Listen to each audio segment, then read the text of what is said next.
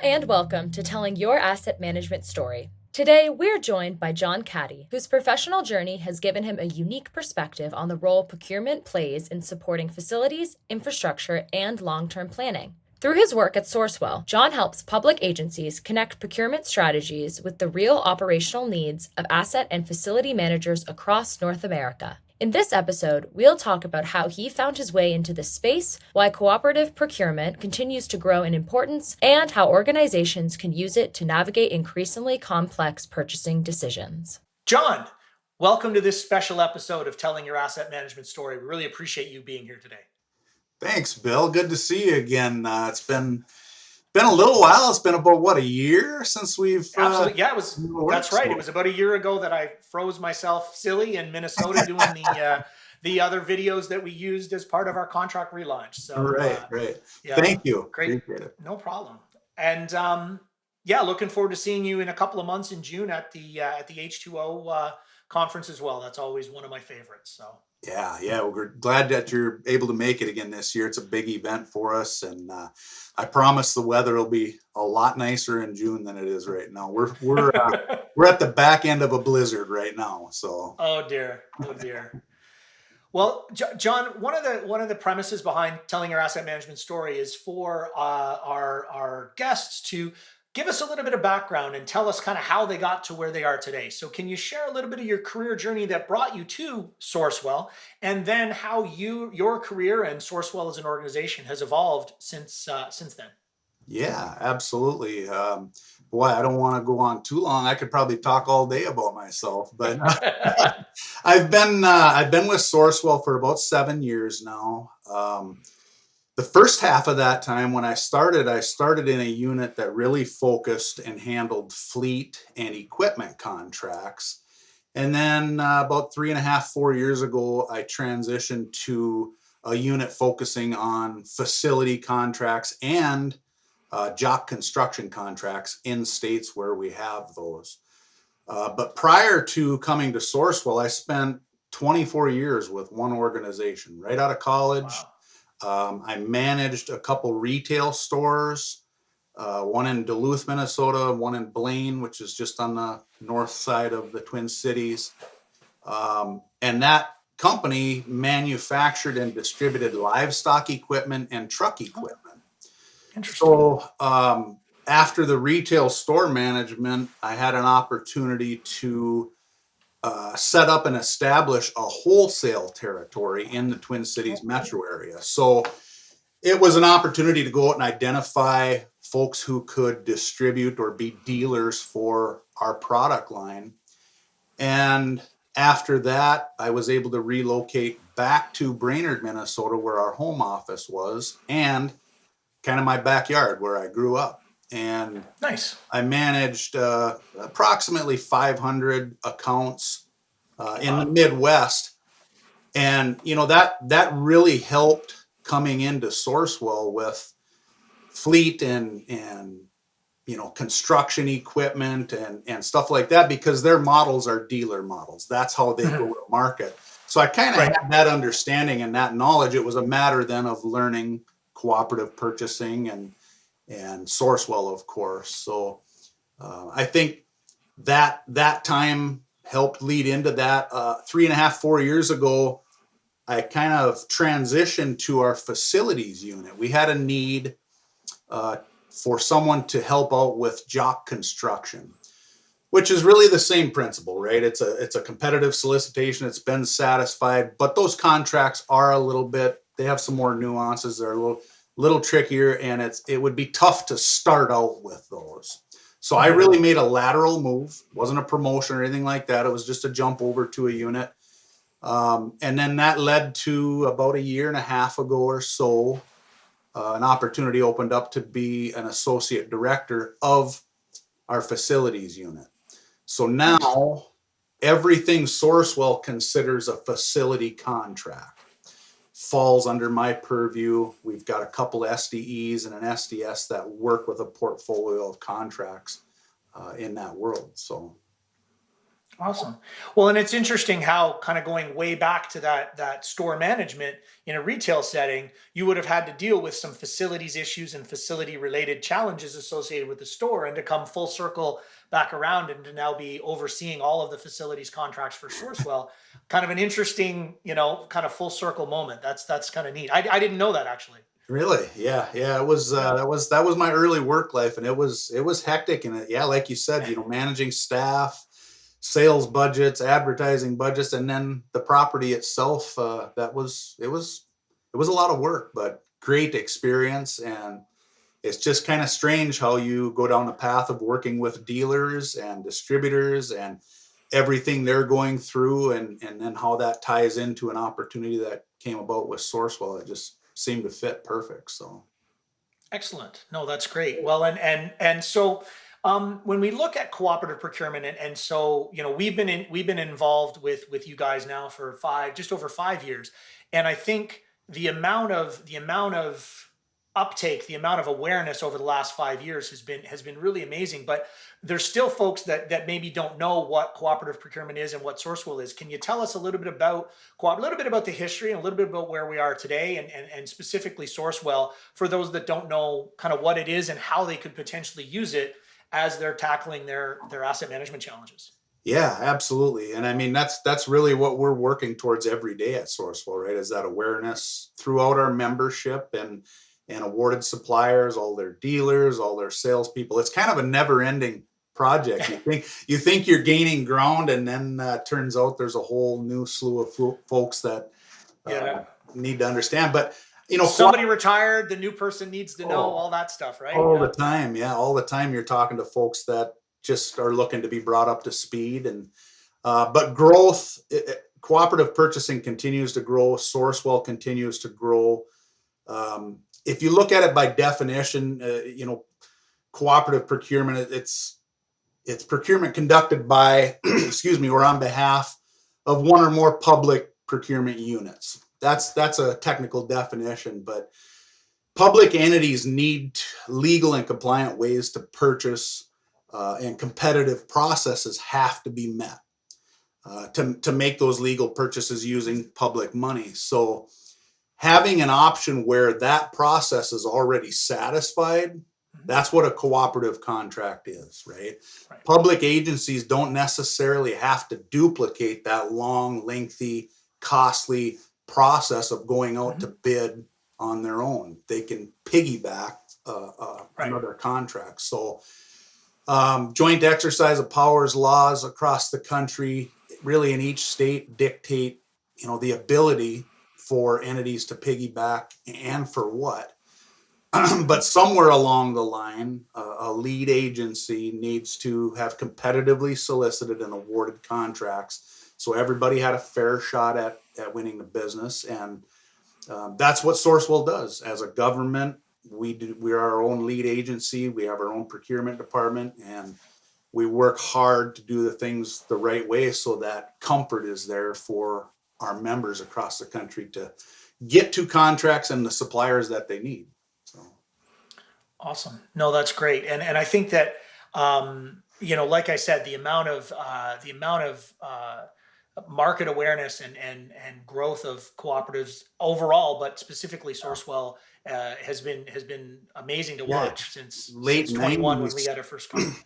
Late 90s was Sourcewell's first contract for office Mhm. equipment, and it Wow. obviously a lot of time, a lot of work, but Sourcewell and other cooperatives have done a fantastic job of putting options out in front of our members, and that's why it continues to grow and outpace government spend every year. So Yeah.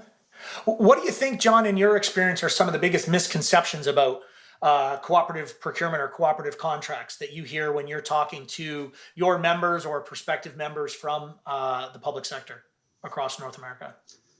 I think I would still have to say that it's the biggest misconception is that it's not legal, or it doesn't Hmm. satisfy requirements, or that it skips or bypasses the bidding Hmm. process. That's a great one. Yeah. That's what we're always working on, and working to educate folks with. It's just that that process is never skipped. It's never bypassed. It's just done up front. So Yep. Sourcewell, I know, spends a lot of time developing these categories and going through that process. It starts typically 18 months in advance.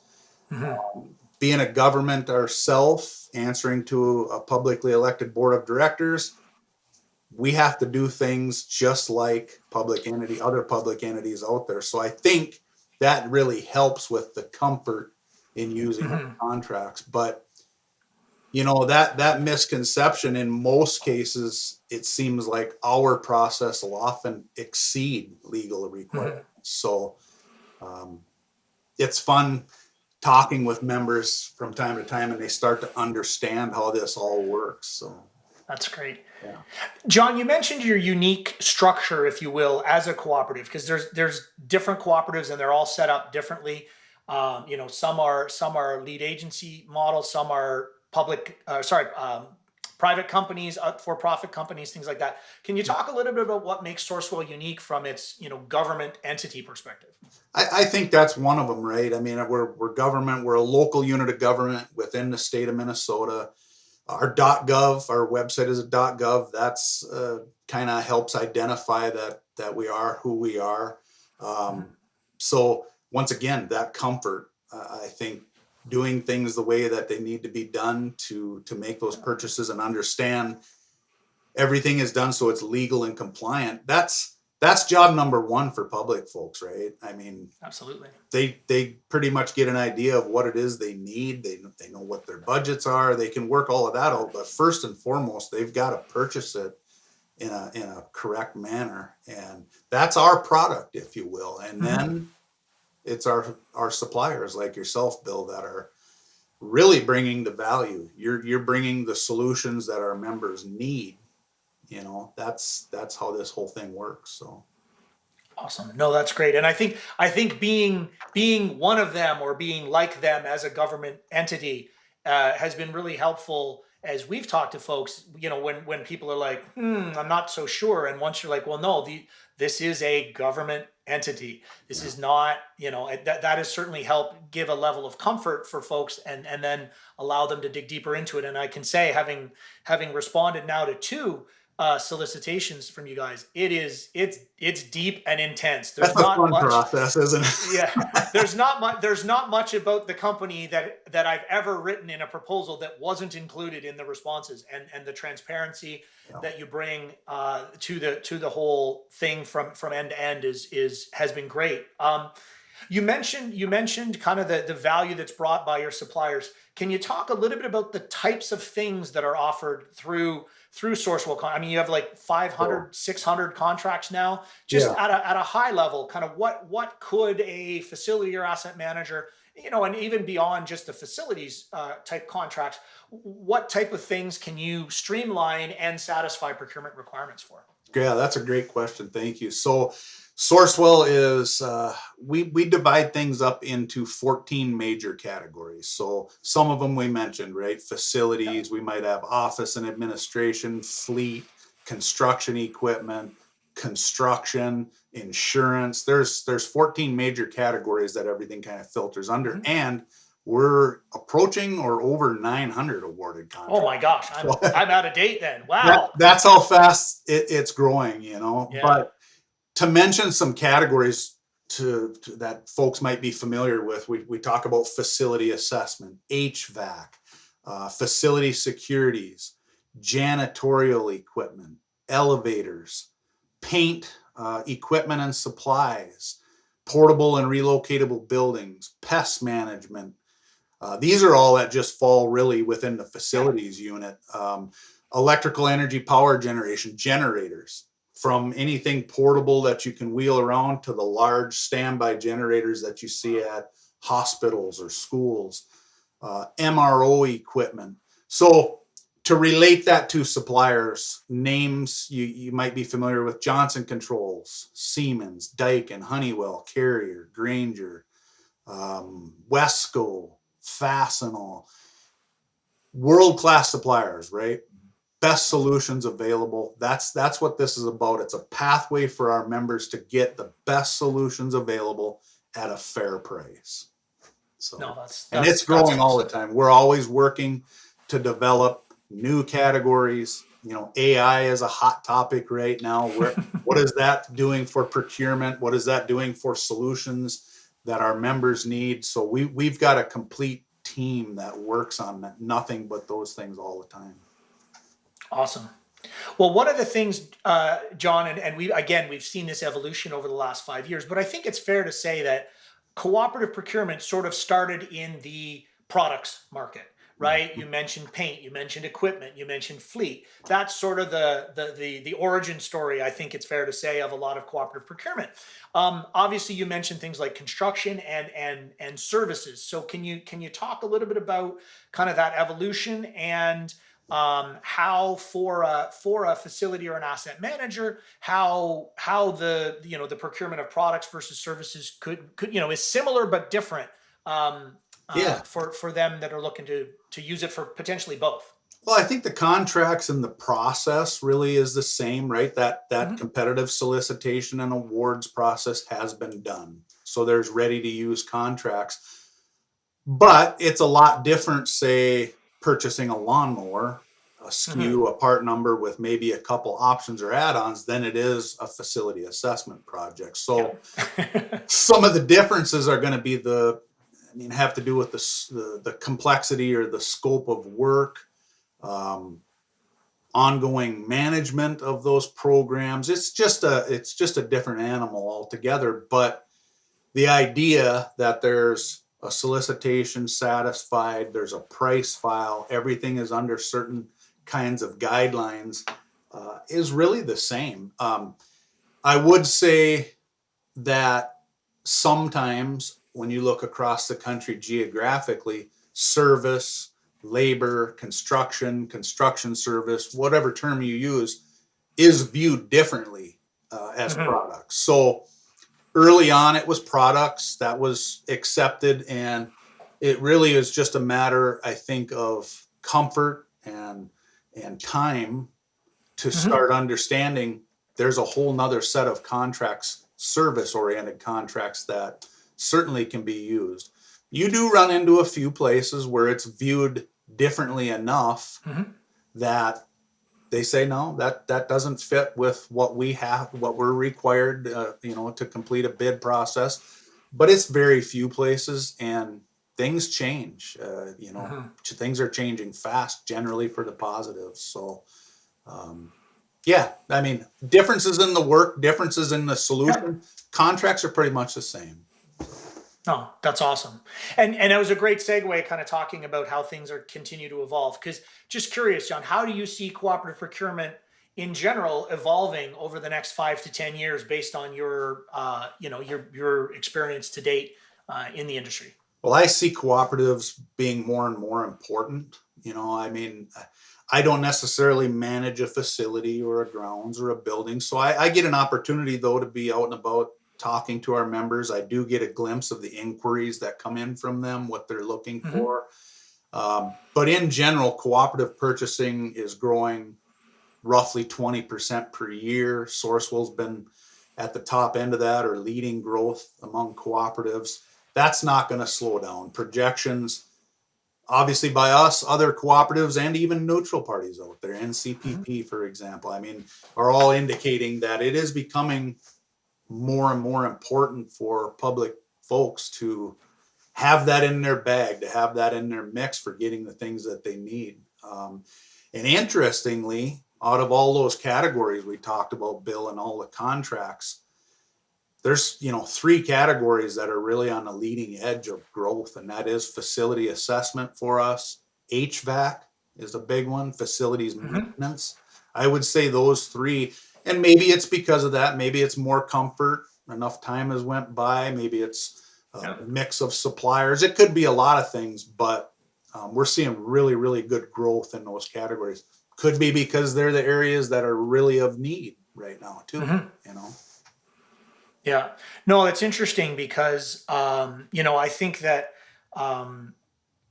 most organizations are being asked to do, and this is true of procurement groups as well, are being asked to do more with less, right? And I've even heard some organizations that are starting to have the conversations of we gotta do less with less, right? Like we have to lower our levels of service because we simply don't have the resources.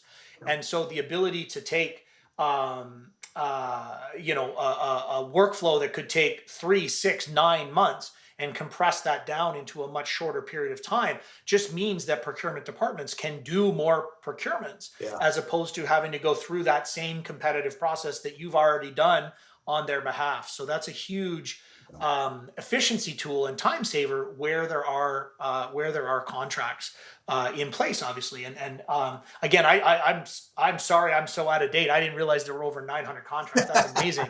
Because that's one of the things that I always encourage people to, if they're not super familiar with Sourcewell and we bring it to them, it's like, look, guys, we're having a conversation about what we do, but there's so many other things that you need on a daily basis that could be available through these contracts. And kind of on that note, I guess, I know you guys have tens of thousands of members across the US and Canada.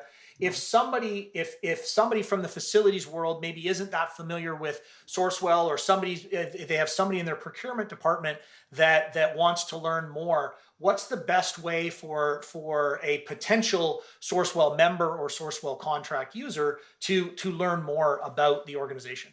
Yeah, that's fantastic, and we look for that. We hope for that, right? It's all about that comfort, that understanding. Job number one is legal and compliant purchases. They got to ask questions. They got to do their due diligence and make sure. Reach out to Sourcewell, sourcewell-mn.gov. If you know an awarded supplier, they can put you in contact with folks at Sourcewell. But we have an entire team. We have, I work in cooperative purchasing on the supplier side of things. We have kind of a sister department called government accounts. Membership is really what it used to go by.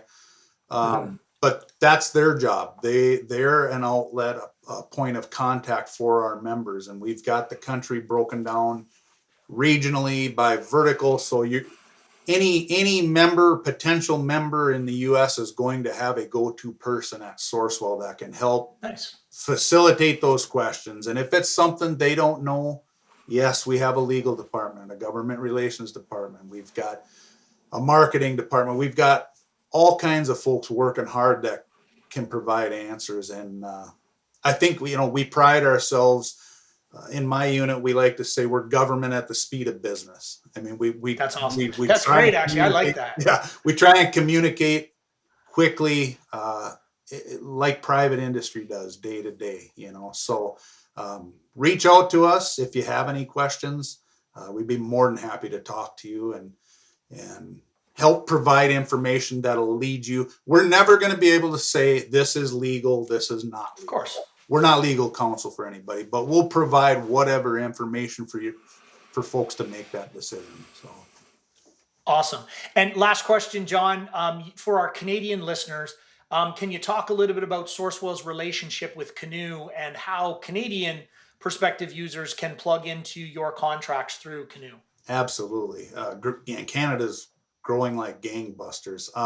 Sourcewell has a partner we work with called Canoe Procurement, and they're in Canada. They work solely in Canada based off of Sourcewell contracts. So our supplier partners that have the ability to serve Canada, they would respond that way. They would answer in their response to us that yes, we have the ability and interest in serving in Canada. And it's a little bit of a process, right? I know, Bill, you've been through it, but there's an onboarding with Canoe. The idea is the same thing. The competitive solicitation has been satisfied, but things are a little bit different, north of our border than it is here. So we've got folks from Canada that work with other Canadian folks that make things go smoothly. So definitely opportunities out there. Canoe is very active. They've got some great folks working for them in capacities like myself. They have a kind of a membership side and a supplier side, but if anybody needs contact, reach out to Sourcewell. We can do that very quickly. Yeah, absolutely. No, it's great to have, as an organization that operates on both sides of the border, it's great to have Sourcewell in the US as a US government entity, and Canoe in Canada as a Canadian entity. The markets are very similar, a lot of similarities, north south, but it is nice to have that distinct, if you will, organization on either side of the border. So John, thank you so much for your time. I really appreciate this. I'm so glad we got to share with our audience. So thanks for joining us on telling your asset management story. Thanks for having me. I appreciate it.